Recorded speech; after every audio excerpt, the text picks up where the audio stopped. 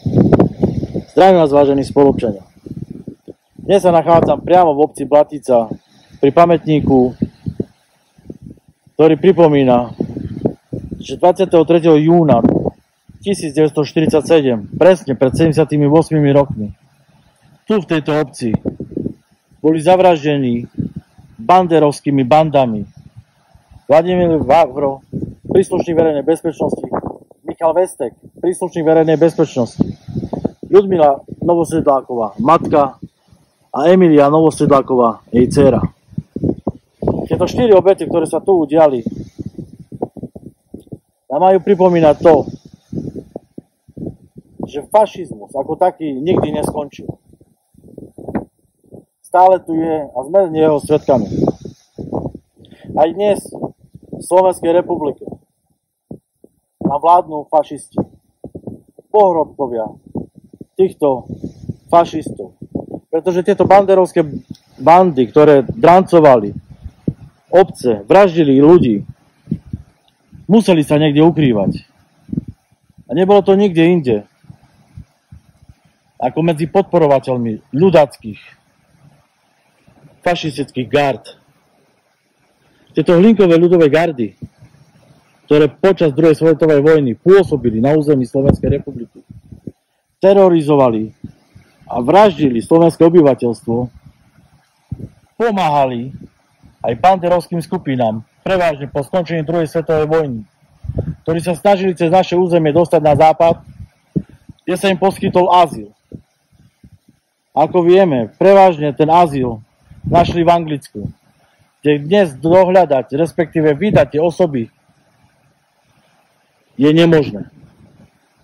Ale aj dnes aj Slovenská republika je toho priamym dôkazom, že žijeme priamo vo fašistickej ére, kde nám vládnu priamo maďarskí fašisti na čele s maďarským fašistom Robertom Ficom, ktorý priamo podporuje ľudácké organizácie, politické strany, predovšetkým Hnutie Republika, ktorá vzišla priamo z ľudáckej strany Ľudová strana Naše Slovensko.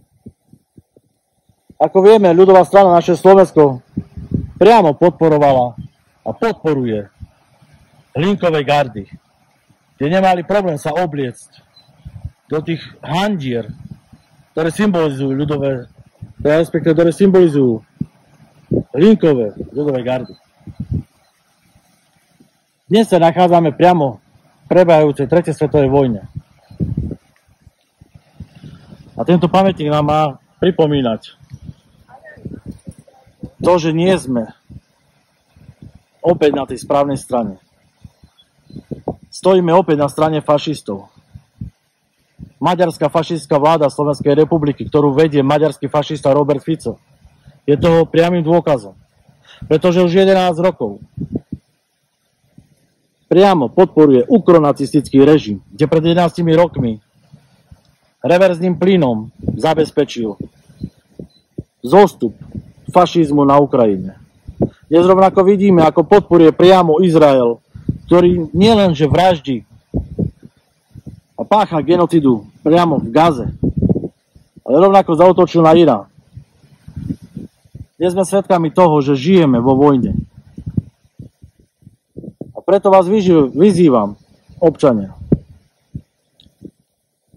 Nepodľahnime tejto fašistickej ideológii, ktorú sa nám snažia maďarskí fašisti zo Smeru SD, z Hnutia Republika, ale rovnako aj z SAS alebo z KDH vštepiť do hlavy. Vštepiť do hlavy tým spôsobom, že Rusko je zlé. Tým spôsobom, že NATO nás jedine zachráni. Dajme im jasne najavo a postavme sa na odpor. Na odpor tým fašistickým, anglosaským, chovným prascom, ktoré sedia v parlamente. Prajem vám krásny zvyšok dňa, mier v rodinách, mierové nebo nad hlavami a do ďalšieho videnia, snáď do pochopenia.